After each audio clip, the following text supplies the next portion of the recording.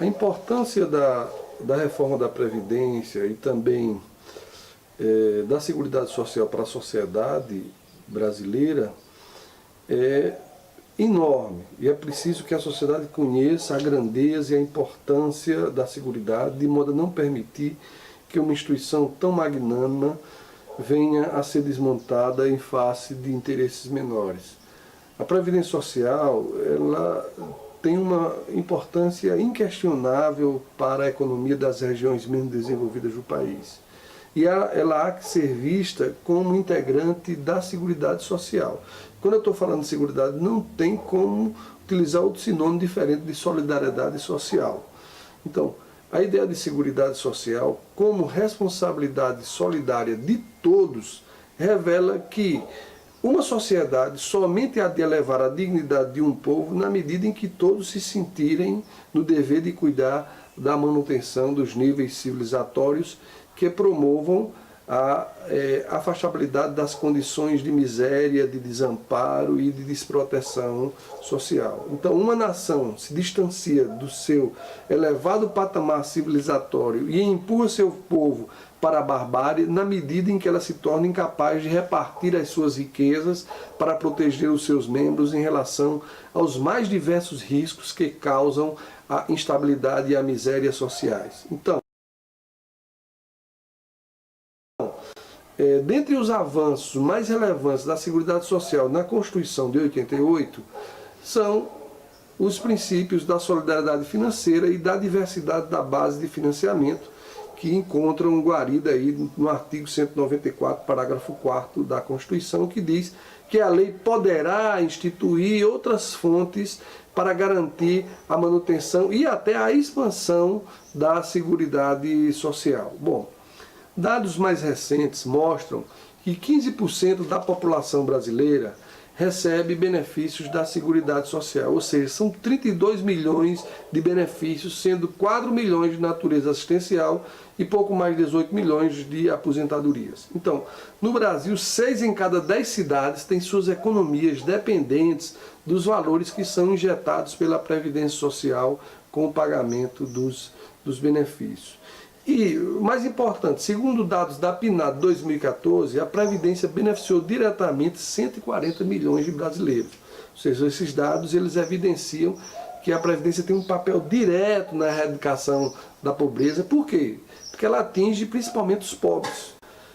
Ressalta-se também, conforme dados do Anuário Estatístico da Previdência Social, que dos 5.565 municípios brasileiros, aproximadamente 4.000, ou seja, 72%, recebe mais recursos da Previdência do que do Fundo de Participação dos municípios. Nós podemos dizer que a Previdência Social brasileira é a maior da América Latina e é a que tem a maior taxa de cobertura, ou seja, segundo a PNAD 2014, nós temos uma cobertura de 73% da população, protegendo aí um número enorme de pessoas da idade economicamente ativa. Os dados da PNAD 2014 ainda mostram que 26 milhões da PE ainda estão sem cobertura. É um sistema a ser aperfeiçoado, é um sistema que permite renda a 91% dos brasileiros com mais de 60 anos, que permite vários benefícios, por isso que a Previdência ela faz parte desse sistema de seguridade e de um modelo de financiamento e de proteção social que não foi mal desenhado e que não está em crise. Ele foi estruturado para privilegiar o atendimento e para permitir mais justiça social e permitir superávit. Assim, por exemplo, na Constituição de 88 ficou convencionado que esse modelo de repartição simples deveria ser concebido expansivamente, ou seja, tanto sob o aspecto do atendimento quanto sob o aspecto do custeio. Em suma, o modelo ele foi pensado da seguinte forma: se você tem 10 acidentados, não tem como você construir um modelo autolimitado para atender apenas 5, ou um modelo para atender precariamente os 10.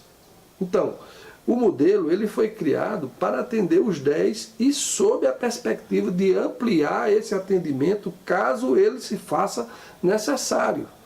Para isso, sob o aspecto do financiamento, a Constituição admitiu um sistema flexível baseado no princípio da diversidade da base de financiamento, permitindo aí a multiplicidade de fontes objetivas de custeio sem prejuízo da capacidade contínua de criação de novas fontes de receitas. Bom, Isso significa que a forma de combate ao risco de sustentabilidade da Seguridade Social foi prevista de forma muito inteligente pelo Constituinte de 88. Afinal, uma base ampla de fontes de receitas foi criada justamente com a possibilidade de ser ampliada, desde logo, com autorização expressa da Carta Magna.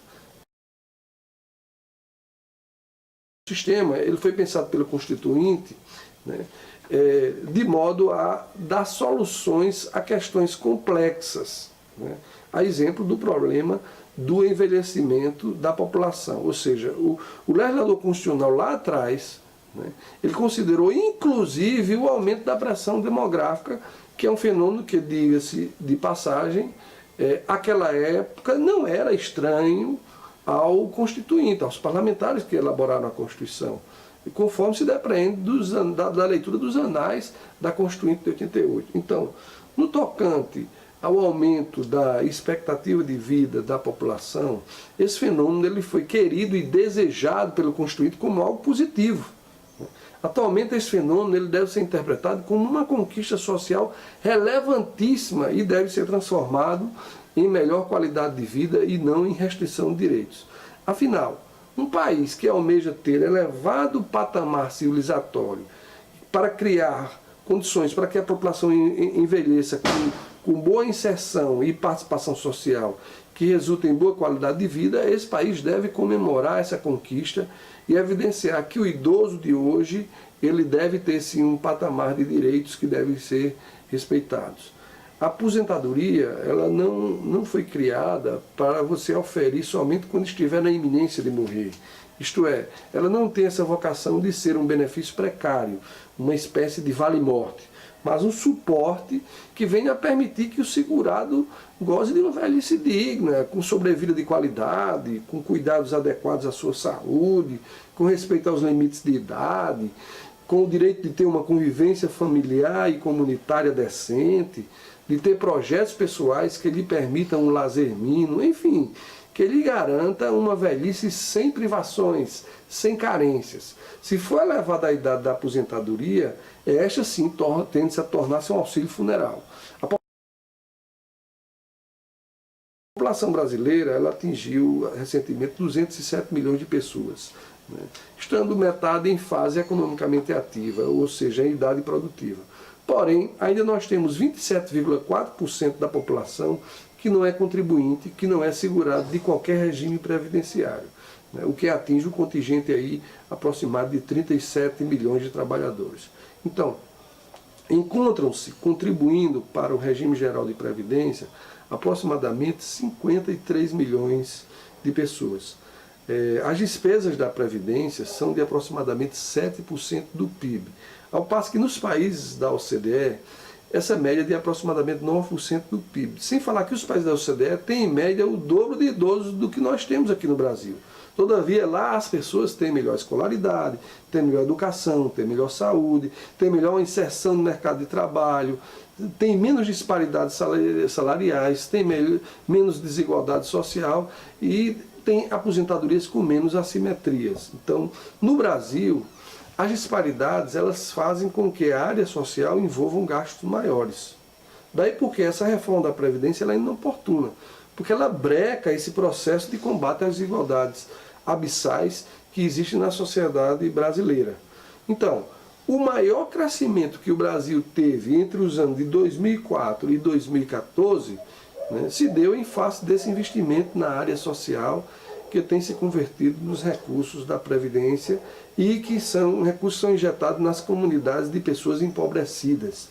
Isso porque os recursos da Previdência, injetados numa economia local, dinamizam o consumo, em termos de habitação, de compra em farmácia, em padaria, em supermercado, melhora a qualidade de vida, mesmo porque as pessoas vão ter mais acesso às condições básicas que garantem o mínimo existencial.